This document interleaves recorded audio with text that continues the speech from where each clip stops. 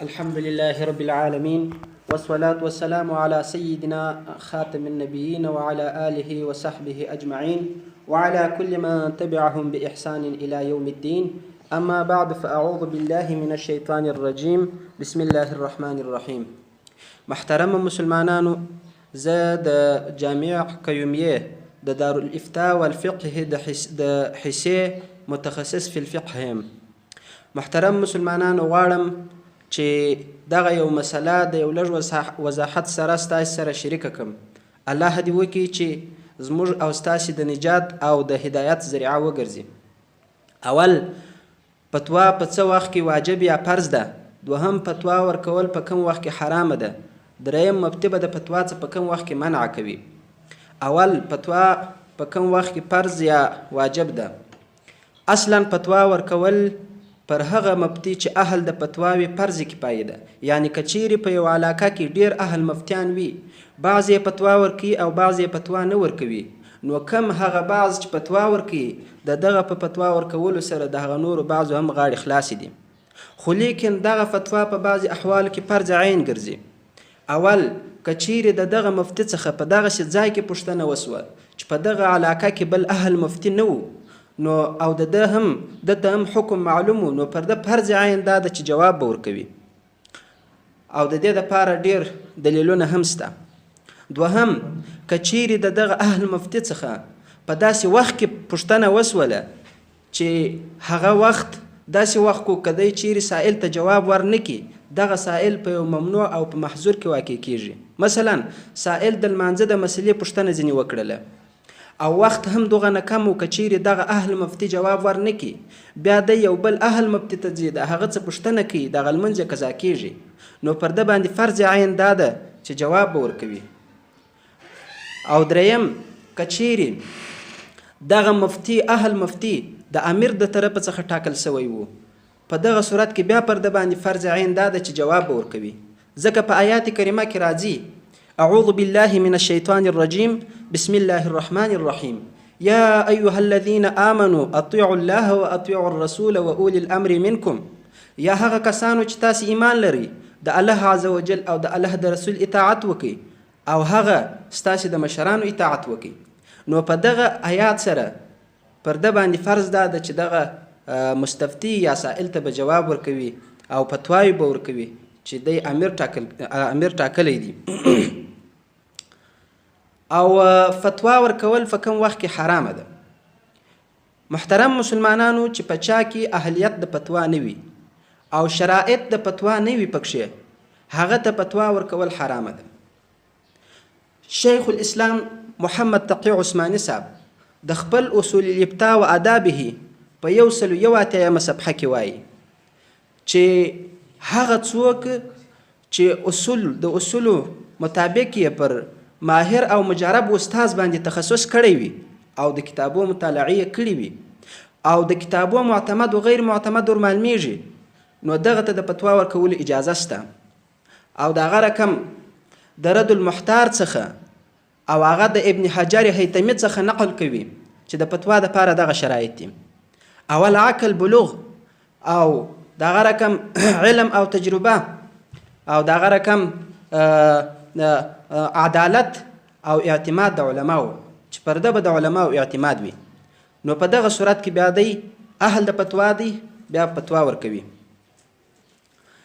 خو که چیرې څوک هم اهل د فتوا وي، په دغه صورتو کې دته فتوا ورکول حرام دي.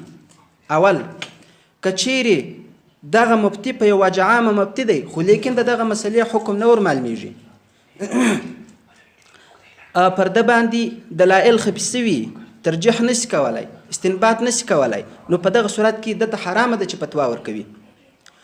دوهم، که چیرې د دغه مفتي فتوا ورکول بناوي پر نفسي خواهشاتو باندې، او یا دی په دغه مسئله کې د حق څخه د مستفتي یا د سائل و طرف ته میل کی، په دغه صورت کې هم دته فتوا ورکول حرامه ده. محترم مسلمانانو، د دې هر یوه دپاره مستقل دلایل شته، خو لیکن نه غواړو چې د تطویل او د دغه دپاره د کثرت تطویل دپاره یې ذکر کړو. تاسې کولی شئ چې دا کتابو ته مراجعه وکړئ. بیا دریم که چیرې د دغه مفتي څخه د دغه اهل مفتي څخه په داسې حالت کې پوښتنه وسي چې هغه حالت دی د خپلې واجبې څخه منع کوي، هغه واجبه ده دا ده چې دی په مسأله کې تعامل او نظر صحیح وکړي، خو لیکن دا داسې حالت وي چې دی په مسأله کې نظر صحیح او تعامل نشي کولای. مثلا د غضب حالت وي، نو په دغه صورت کې دته فتوا ورکول حرامه ده، فتوا به نه ورکوي، ځکه په حدیث کې د رسول الله صلی الله علیه وسلم راځي لا یقضین حکم بین اثنین وهو غضبان. د الله حبیب فرمایي و یو حکم دی فیصله په مابین کې د دوه خلکو نه کوي په داسې حالت کې چې دی په غضب کې وي، ځکه چې دی په دغه حالت کې په مسله کې یعنی په دې حالت کې دی په مسله کې نظر صحیح او تعامل نشي کولای.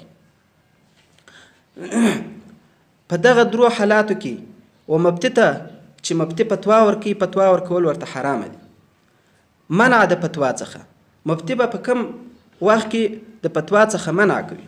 محترمو، مفتي ته په هر وخت کې او په هر ځای کې دا نه د واجب چې فتوا به ورکوي چې دته صلاحیت معلومیږي او دته مصلحت معلومیږي او د فتوا سبب د فتنې نه جوړیږي بیا فتوا ورکوي. نو بنا پر دغه په دغه احوالو کې دته فتوا ورکول دی به د فتوا څخه منع کوي، بنا پر دغه باندې به دی د فتوا څخه منع کوي. اول کچیرې دغه مفتي څخه کچیرې دغه مفتي څخه یو سائل پوښتنه کړې وه، خو لیکن دی پر دغه بیرېدی که جواب ورکړي د دغه جواب څخه به دغه سائل په خلکو کې فتنه خپره کړي، نو په دغه صورت کې به جواب نه ورکوي، ځکه چې دفع د مفسدې مقدمه ده پر جلب د مصلحت باندې. او دوهم کچیرې دغه اهل مفتي څخه یو سائل سوال وکړي، کچیرې دغه مفتي څخه یو سائل په یو مسله کې په یو داسې مسله کې سوال وکړي چې هغې ته ضرورت نه وي، هغې ته حاجت نه وي او پر جواب باندې یو علمي نفع هم نه وي مرتبه، په دغه صورت کې به هم مفتي د فتوا څخه منع کوي. دریم کچیرې دغه اهل مفتي څخه یو سائل د داسې مسلې سوال وکړي چې جواب یې د هغه سائل تر فهم او ذهن لوړ وي، نو په دغه صورت کې به بیا فتوا نه ورکوي. او څلرم بعضې علماو مفتي د هغه مسلو څخه منع کړی دی چې هغه تر اوسه واقع شوي نه وي، لیکن بعضې علماو بیا اجازه ورکړې ده، خو لیکن ښه وضاحت او ښه تطبیق علماو داسې کړی دی که چیرې عوام الناس وه هغو ته به هغه مسلې نه وایي چې هغه تر اوسه واقع شوي نه وي، او که چیرې دغه طالب د فقه و او طالب د مسألو و هغه ته بیا اجازه شته چې بیا دغسې مسلې ورته ووایي. پنځم کچیرې دغه مفتي څخه د داسې یو مسئلې پوښتنه وسوله چې هغه په یو خاص عرف د هغه خلکو او د هغه ښار بنا وه چې دته هغه خاص عرف د هغه خلکو او د هغه ښار نه معلومېدی، بیا به مفتي د فتوا څخه منع کوي.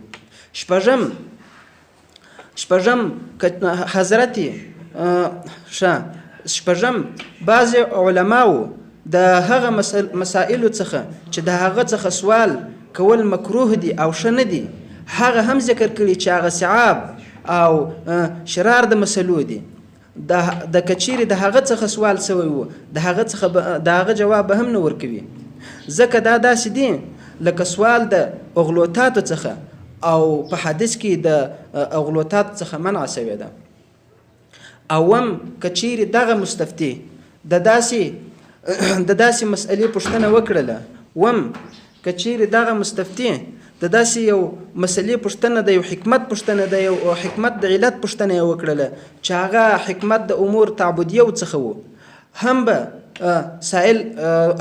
مفتي جواب نه ورکوي، منع به د فتوا څخه کوي. مثلا هغه پوښتنه کړې وه چې د ماښام لمونځ ولې 3 رکعاته سو، نو مفتي به په دغه صورت کې د فتوا څخه منع کوي. اتم کچیرې دغه مستفتي یا دغه سائل د مشاجرې او د اختلاف څخه د سلوک صالحینو پوښتنه کړې وه چې دغه سلوک صالحینو په دغه کې د اختلاف ولې او په څه کې و، په دغه صورت کې به هم مفتي جواب نه ورکوي، ځکه د عمر ابن عبدالعزیز رحمه الله څخه د سفین د واقعې پوښتنه وسوله، د مبارک ورته وفرمایل ذاک دماء کف الله عنها كف الله عنها يدي فلا أحب أن يتلطخ به لساني أن يتلطخ بها لساني.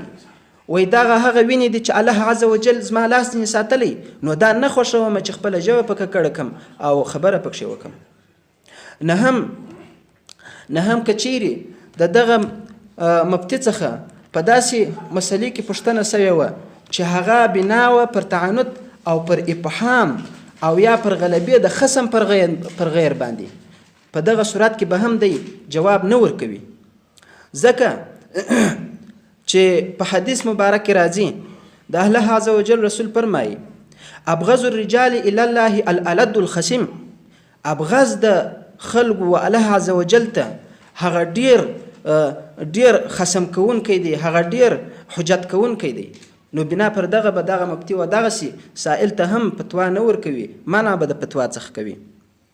محترمه مسلمانانو، دغه یو مسله و چې د یو لږ وضاحت سره ستاسې حضور ته وړاندې سوه او ستاسې څخه امید او هیله کوو چې تاسې و دغه کتاب ته مراجعه وکړئ.